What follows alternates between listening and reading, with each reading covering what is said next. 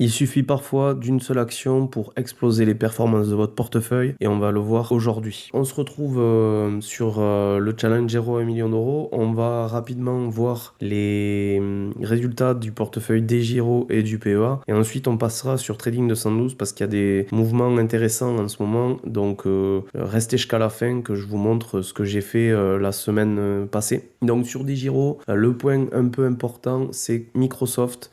Microsoft qui a des problèmes pour alimenter son cloud Azure et il limite les nouveaux arrivants sur le Azure.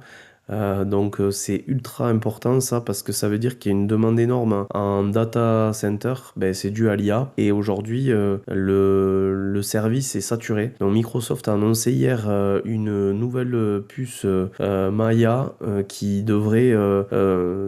sont développées en interne. On va attendre ce soir parce que ce soir Microsoft envoie ses résultats du trimestre et donc ça va être des résultats ultra attendus. Là, ça va être vraiment un point ultra important puisque si les résultats de Microsoft ne sont pas bons, ça risque de chuter au niveau de l'intégralité des semi-conducteurs. Donc, portefeuille à 139 200 euros. Donc, je l'ai noté ici, j'avais une 139 197 tout à l'heure. On va voir du coup les performances de mon PEA. Donc, aujourd'hui, on peut voir que ASML est la meilleure performance du portefeuille. Encore du semi-conducteur, attention, on est vraiment très sectorisé. Ici, c'est l'IA et les semi-conducteurs. Pour l'instant, plus 32% depuis le 1er janvier, grâce surtout sur la ligne ASML qui devient ma première position en termes de valorisation. Mauvaise performance toujours de LVMH. Mauvaise performance pour aussi Air Liquide, donc les classiques d'un PEA. On a Hermès qui est à l'équilibre en début d'année. GTT qui a fait une belle performance sur le gaz, donc livraison de gaz, et Euronext qui a à moins 8% là, depuis le début.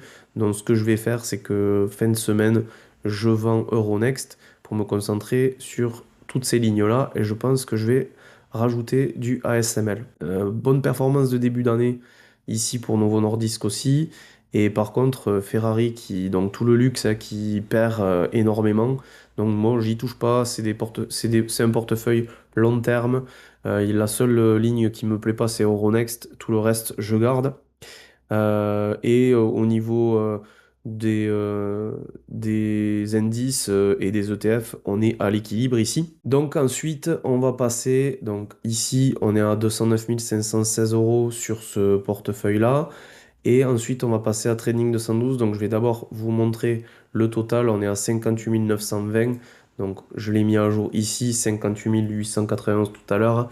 On est le 28 janvier et non pas le 26. Nous sommes à un portefeuille à 407 604 euros, donc on a dépassé les 400 000 euros avec une plus-value à 130 000 euros.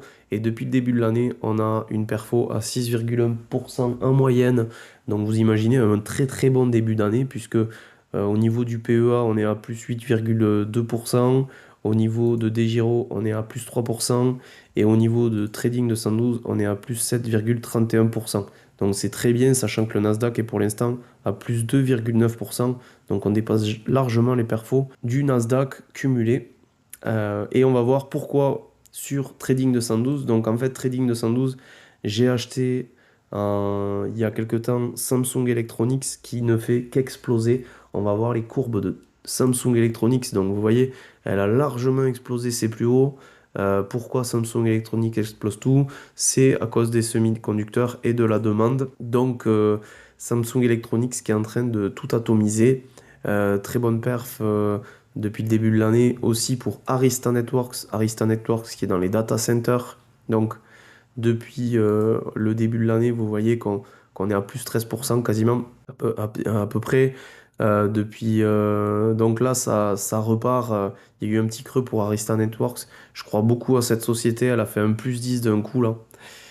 Donc 3i Group toujours dans le dur ici. Et on a TUI qui est revenu pas trop mal depuis le début de l'année, qui stagne, mais qui depuis 3 mois là, fait de bonnes perfs. Donc on restagne un peu. J'espère que ça va remonter.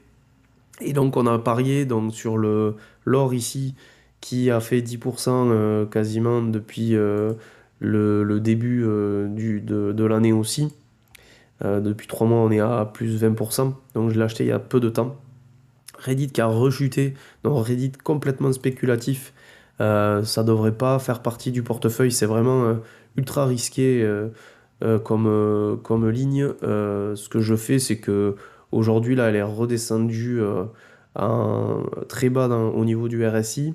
On va toucher le bas de la moyenne mobile sans période. Et donc, ce que l'on va voir, c'est est-ce que ça descend en dessous ou est-ce que ça vient rebondir ici. Ça devrait rebondir, on va voir ce qui se passe. Je garde encore un peu, mais c'est vraiment, vraiment du spéculatif pour Reddit.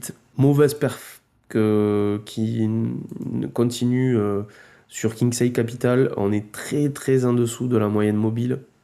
Voilà, on n'a pas des bonnes performances du tout sur Kingside Capital. C'est de l'assurance. Je pensais que ça allait être un bon achat, mais j'ai pas du tout pour l'instant les retours que j'aimerais. Donc TSMC que je viens d'acheter et donc on vient d'acheter Car Mining qui est pour moi une minière encore un peu sous-cotée parce que quand on regarde la plupart de ces minières sont très très cher payées et aujourd'hui c'est celle qui a pour moi le moins performé et qui a le plus de possibilités de remonter, sachant qu'ils minent autant de l'or que de l'argent. Donc voilà l'achat que j'ai fait cette semaine. Vous le retrouvez sur les performances trading de 112 que vous pouvez télécharger ici en bas. Vous retrouvez les achats que j'ai fait le 19 sur Core Mining. Et donc vous avez le détail ici de ce que j'ai acheté. Voilà, les deux sous-performances, c'est Adobe qui a encore baissé. Donc attention à Adobe, je l'ai pris comme ça en petite ligne pour la suivre un petit peu. Evolution, c'est une boîte qui fait des logiciels pour les casinos.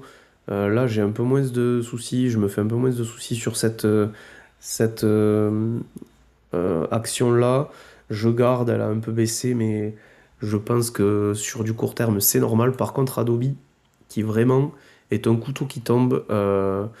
Attention, attention, on est très en dessous des moyennes mobiles. Elle est peu chère sur une action qui, pour le coup, est une action qui pourrait vraiment être mieux valorisée. On est à peine à 17 de PER sur une action qui est en pleine dans l'IA. Adobe a quand même un énorme moat. Ils sont dans toutes les grosses structures. On utilise les suites Adobe. Et puis, ils ont quand même le leadership sur le PDF, puisque c'est eux qui ont à la base inventé le PDF. Donc, je vois pas pourquoi on est autant en baisse. Donc, si on regarde un petit peu les attributions par rapport à mes actifs, voilà, donc Samsung qui vient de faire 3% là, en début de matinée. Nvidia 1,81.